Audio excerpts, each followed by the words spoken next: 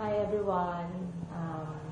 Pakita ko lang sa inyo yung progress ng bahay natin for the past 13 months, 13 weeks na ginagawa itong bahay. Unfortunately, this might be the last video that I will send you kasi wala tayong funds, tapos na-stop na yung work. So, pakita ko lang sa inyo yung mga hindi pa natapos na area para at least aware kayo kung ano pa ang dapat gawin, needs to be done. But don't worry, I'll try to find a way for this house to finish kasi positive ako na makakapera ko. Okay? Para mapatapos ko itong bahay. Maybe this time, this is my chance for me to make up sa mga hindi ko sa mga gastos. Okay? Ngayon, nandito ako sa living room dining area ng bahay natin. So, as you can see, ito yung unang area na hindi pa tapos. So, needs to be done pa. So, kailangan pang pinturahan and at the same time, yung sliding door. Tsaka yung tindahan ni Dite. As you can see, that's the reason why we have a plywood there kasi wala pang pinto dahil nga hindi pa tapos. So, ito yung area na kailangan pang gawin. Yung pintura, yung sliding, tsaka yung tindahan ni Dite. Okay? Nalulungkot nga yung mga karpintero nung sinabi dahil nga syempre, work of their craft nila to. Ito yung result ng craft nila, ng craftsmanship nila. Tapos hindi matatapos. So, yun. Ito na yung flooring. Okay na yung flooring dito. Pero dito sa dining area, hindi pa kasi kulang nga yung tiles. Until now, we're still waiting from HN. What happens to the tiles that we ordered? Kasi siguro alam nila utang, so hindi na siguro nila fina-follow up or whatever. Pero kung hindi na siguro mangyari yun, baka magkapera man siguro kami, ito na rin una namin ipaprioritize para magpantay na doon sa may kabilang dulo. Okay? Pakita ko sa inyo ito rin yung mga cabinets. Mga cabinets natin hindi pa rin gawa or hindi pa rin pinturado kasi, yun nga, kulang sa funds. Okay? Okay, punta tayo ngayon sa dirty kitchen. Okay, ayan, ito na yung dirty kitchen. Nakapaglipat na sila Noel and nagamit na yata ni Ate Ena rin tong area na to nung Friday dahil nung Friday yata naglipat na sila. Okay na yung naidikit na yung stainless sheet para hindi maanuhan ng mantika yung pader. And at the same time, okay na rin yung mga cabinets. Napinturahan na rin ni Kuya Jimmy. Yung dito, small details na lang, second paint na lang siguro yung washing area, tapos kikinisin na lang siguro to para mailipat na yung washing machine. Ngayon kasi, plano namin maglipat na. So, siguro, ganyan na muna siya, rough muna siya, since nga, naman yan, washing area naman yan, para hindi na rin pagkagastusan pa. Kasi ako, okay na ako dyan sa washing area. Okay? Okay, so ito na, naidikit na yung stainless. So, you can see, stainless yan, tsaka to. Ngayon, nakita tayo sa taas. Okay.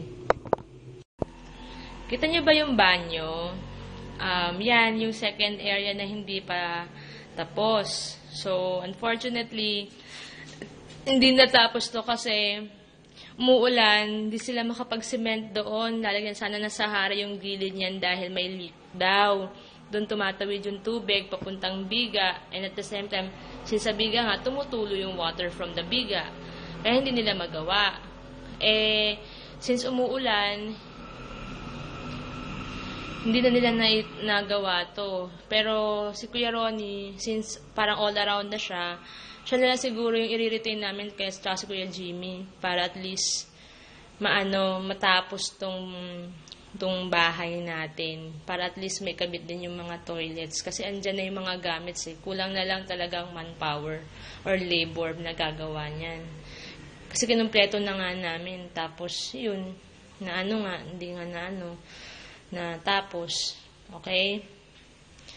Tapos, yung metalwork, siguro, si Alex, na namin per day basis para may kabit yung grills ng glass block. Okay? Okay?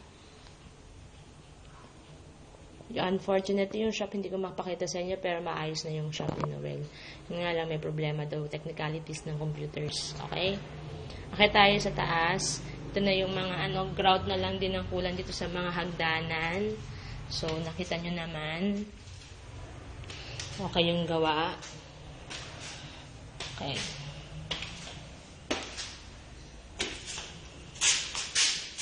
Okay. Ayan yung bars.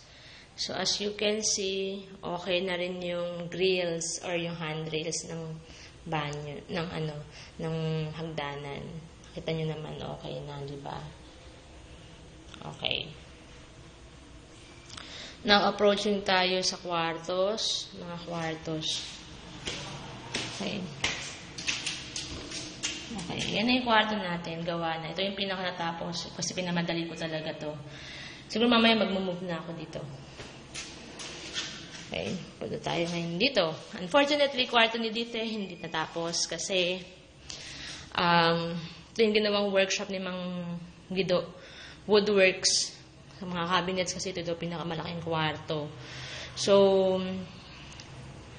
siguro, si Kuya Jimmy at si Kuya Ronnie na lang din ang tatapos.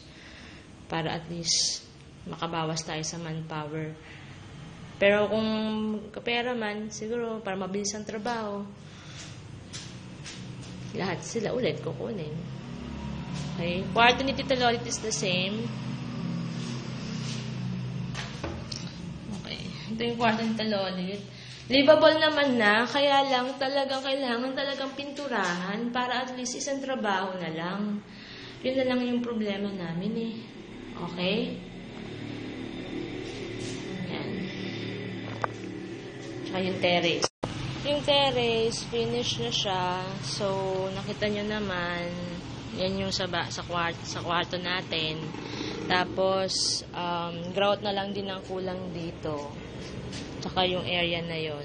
As you can see, maayos ang lalagyan na lang ng bagwa yun. Mamaya siguro, ipapalalin ko kayo Noel.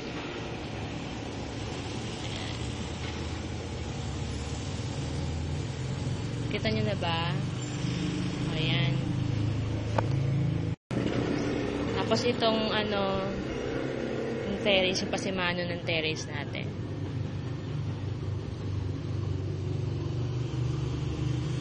Okay.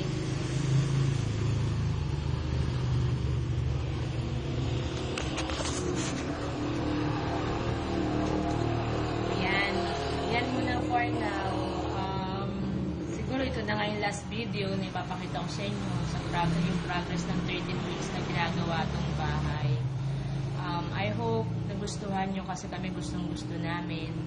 Tapos, don't worry too much there, ma'am, kasi gagawa naman kami ng paraan dito para mapatapos itong bahay. As I've said, kung magkakapera ako, ako na ang gagawa ng paraan para matapos itong bahay natin. Ate, I'm very, very glad that you're there. Salamat sa lahat ng tulong. I know, malaki-laki na rin ibibigay mo, pero we really appreciate it a lot. Your help, the help coming from you, knowing the fact that you have a family. Maraming salamat talaga. And I hope di ka magsawa. Okay? Bye-bye. I love you. We love you here. Bye-bye.